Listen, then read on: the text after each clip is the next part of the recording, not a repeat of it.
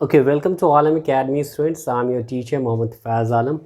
Students, आज हम लोग क्लास 9 केमिस्ट्री का first chapter matter in our surroundings के बारे में पढ़ेंगे.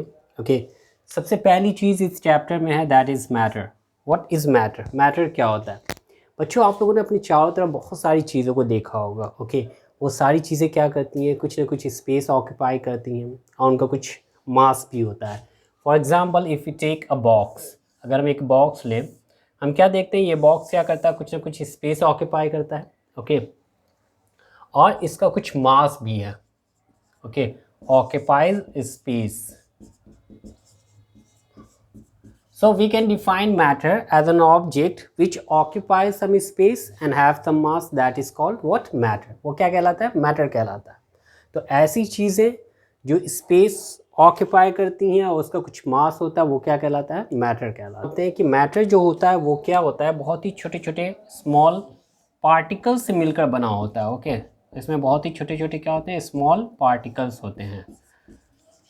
And these particles are called what? These particles are called atoms. ये क्या कहलाते हैं? Atoms कहलाते हैं. ओके, हमारे जो पुराने फिलोसफर्स थे उनका ये मानना था कि जितने भी मैटर हैं, चाहे वो लिविंग हो या नॉन लिविंग हो, वो 5 चीज़ों से मिलकर बने हैं.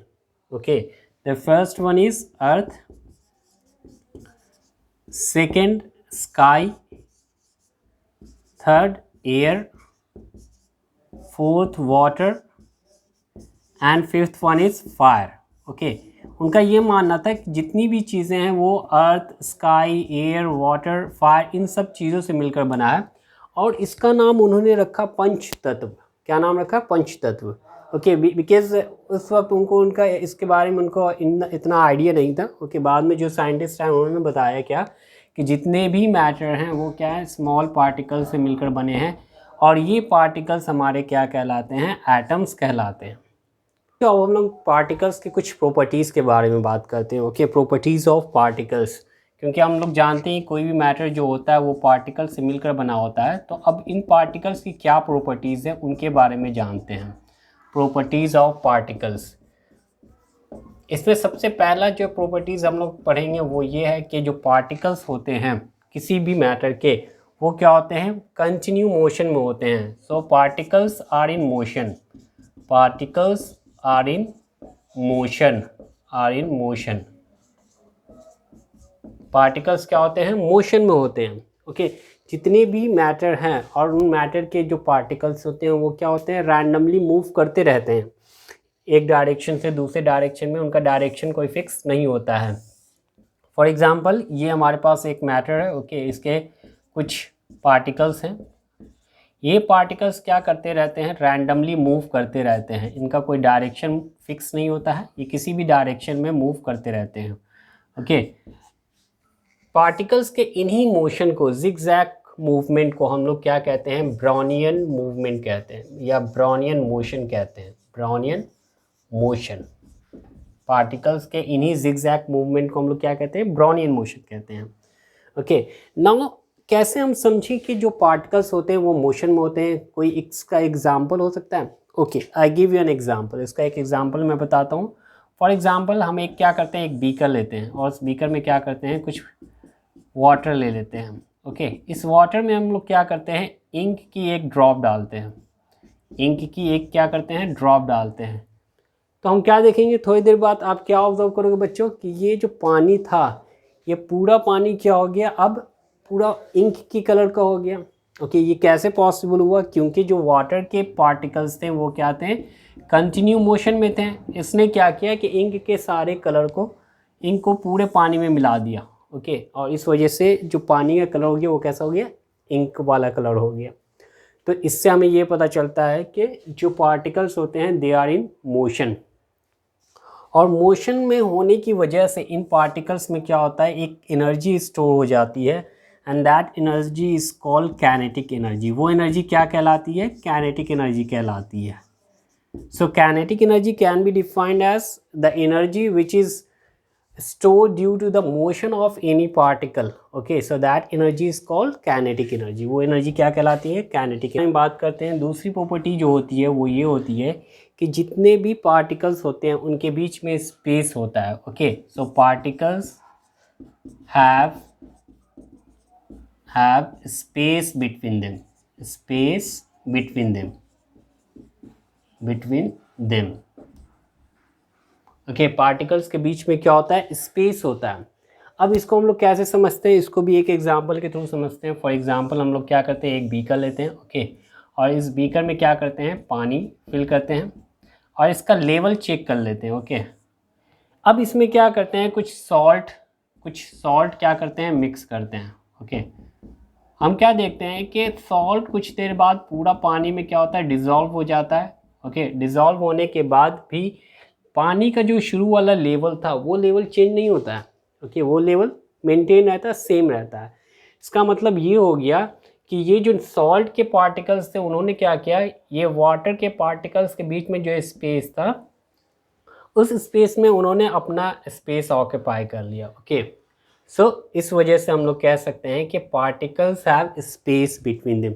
जितने भी पार्टिकल्स होते हैं उन पार्टिकल्स के बीच में कुछ ना कुछ स्पेस होता है, ओके। अगर कुछ स्पेस होता है तो उस स्पेस को हम लोग क्या कहते हैं, जैसे ये दोनों पार्टिकल्स के बीच में स्पेस है, ओके, इस स्पेस को हम लोग कहते हैं इंटरमॉलिक्यूलर स्पेस। इस स्पेस को क्या कहते हैं, इंटरमॉलिक्यूलर स्पेस कहते हैं। I hope it's clear.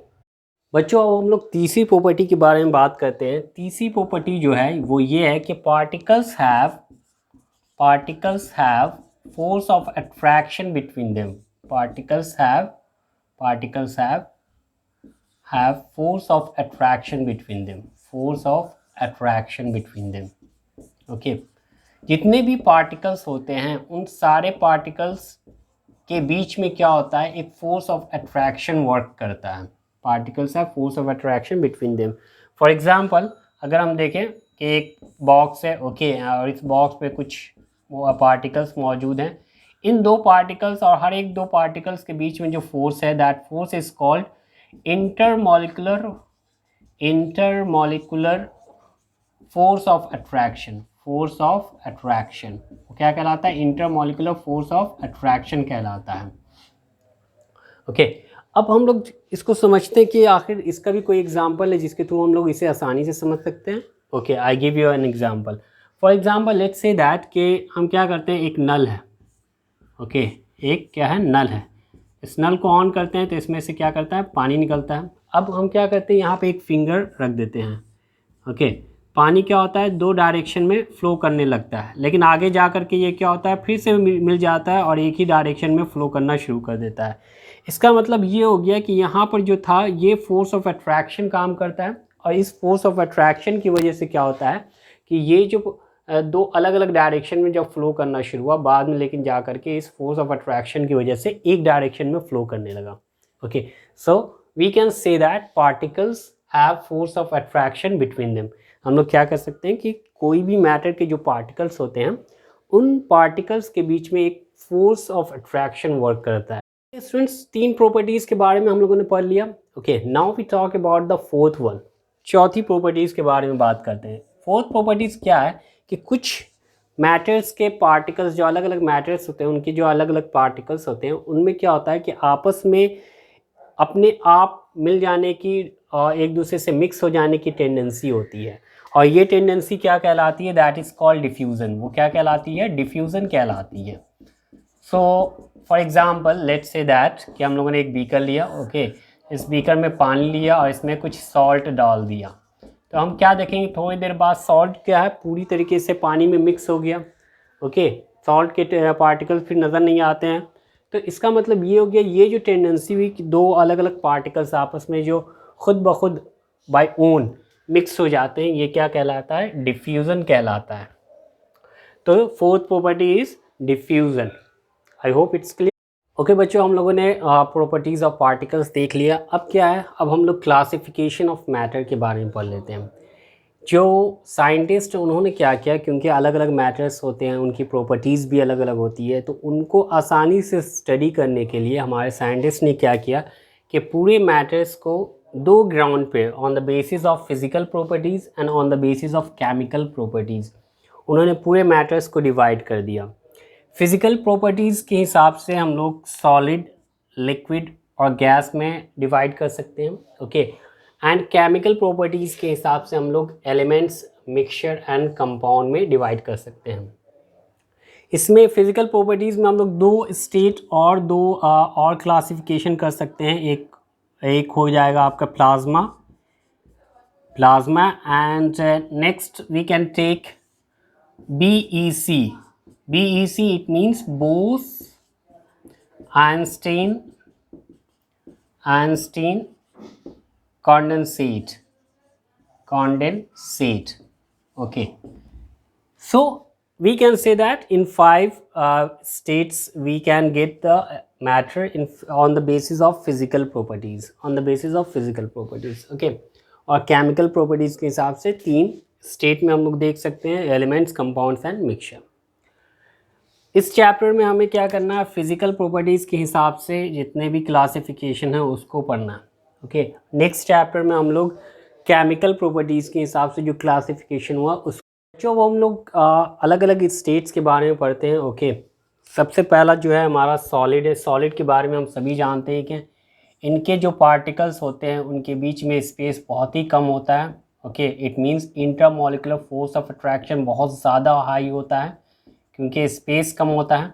Okay, so that's why we can not compress solids easily. हम लोग कंप्रेस नहीं कर सकते, ऑलमोस्ट कंप्रेसिबल नहीं होता है वो। सेकेंड केस हमारा लिक्विड का, ये सॉलिड का है। ओके, लिक्विड में हमारा क्या है कि जो पार्टिकल्स होते हैं उनमें थोड़ा स्पेस होता है। ओके, सो हम लोग इन्हें कुछ हद तक इन्हें हम कंप्रेस कर सकते हैं। इनका शेप जो होता है वो फिक्स नहीं होता है, ठीक है, वॉल्यूम फिक्स होता है लेकिन शेप फिक्स नहीं होता है। सॉलिड में शेप, साइज़, वॉल्यूम सब कुछ फिक्स होता है। गैस के केस में हम जानते हैं कि उनके जो पार्टिकल्स होते हैं वो बहुत ही ज़्यादा दूर दूर पे होते हैं, ठीक है, और ये हाईली कंप्रेसिबल होते हैं। इनका ना शेप, ना वॉल्यूम, ना कुछ भी फिक्स इनका नहीं होता है। तो ये तो हो गए 3 स्टेट्स। बच्चों, अब हम लोग 4th स्टेट के बारे में बात करते हैं and 4th state is plasma. चौथा स्टेट क्या हमारा, प्लाज्मा है। प्लाज्मा क्या है, जब हम किसी गैस को बहुत ज़्यादा एनर्जी प्रोवाइड कराते हैं, ओके, सो उसके इलेक्ट्रॉन्स क्या होते हैं, उससे एस्केप कर जाते हैं, उस एटम से क्या हो जाते हैं, निकल जाते हैं। और निकलने के बाद वो एटम अब क्या हो जाता है, एक आयन बन जाता है, पॉजिटिव आयन बन जाता है, क्योंकि लॉस ऑफ इलेक्ट्रॉन हो रहा है। लॉस ऑफ इलेक्ट्रॉन क्या बनाता है, एक हमारा पॉजिटिव आयन बनाता है। इस केस में वो गैस क्या बन जाता है, हमारा एक पॉजिटिव आयन बन जाता है। और इसी स्टेट को हम लोग क्या कहते हैं, प्लाज्मा कहते हैं। फॉर एग्ज़ाम्पल, हम इसको ऐसे समझते हैं कि जैसे हम लोगों के पास एक सॉलिड है। ओके, सॉलिड को हम लोगों ने क्या किया, हीट दिया। हीट देने के बाद क्या हुआ कि वो कन्वर्ट हो गया आपका लिक्विड में। लिक्विड को फिर हीट दिया, वो कन्वर्ट हो गया आपका गैस में कन्वर्ट हो गया। गैस को जब कन्वर्ट किया, फॉर एग्ज़ाम्पल कोई भी एक एटम ले लेते हैं। एक एटम में ये इलेक्ट्रॉन यहाँ पर है, ओके, ये न्यूक्लियस है हमारा। जब इसको एनर्जी प्रोवाइड की तो ये इलेक्ट्रॉन यहाँ से क्या हो गया, बाहर निकल गया। तो अब ये जो हुआ, चूँकि लॉस ऑफ इलेक्ट्रॉन है, यहाँ पर क्या है, लॉस ऑफ इलेक्ट्रॉन है, तो ये कैसा बन जाएगा एटम, ये एटम हमारा एक पॉजिटिव आयन बन जाएगा। So it is a combination of positive ion plus electron, so that is called, ये क्या कहलाएगा हमारा, ये प्लाज्मा कहलाएगा। That is called plasma. ये क्या कहलाएगा हमारा, प्लाज्मा कहलाएगा। जैसे कि सन है, स्टार्स है, ये सारे के सारे क्या है, हमारे इसी स्टेट में हम। ओके, और we can say that almost mostly in our entire universe all the things are in plasma state, क्योंकि हम जानते हैं कि स्टार्स बहुत ज़्यादा हैं और ये सारे स्टार्स हमारे क्या है, प्लाज्मा स्टेट में ही हैं। ओके, नियॉन बल्ब, ये भी हमारा क्या है, एक एग्जांपल है प्लाज्मा स्टेट का। Okay, now we talk about the last one, that is Bose Einstein condensate. Bose Einstein condensate, इसमें क्या होता है कि जैसे कि कोई भी गैस है हमारा, ओके, फॉर एग्जांपल हमारी चारों तरफ गैस है। अगर इस गैस की डेंसिटी, मान लीजिए ये गैस है हमारा, इस गैस की डेंसिटी, ये गैस की डेंसिटी को हम क्या करें, बहुत ही लो कर दें। बहुत ही लो का मतलब हो गया कि इसका 1/1 लाख कर दें, इस डेंसिटी का 1/1 लाख कर दें। ओके, उस स्टेज में उसके बाद उसको हम क्या करें, कूलिंग करते हैं। और कूलिंग कितने पे करते हैं, -273 डिग्री C पे कूलिंग करते हैं।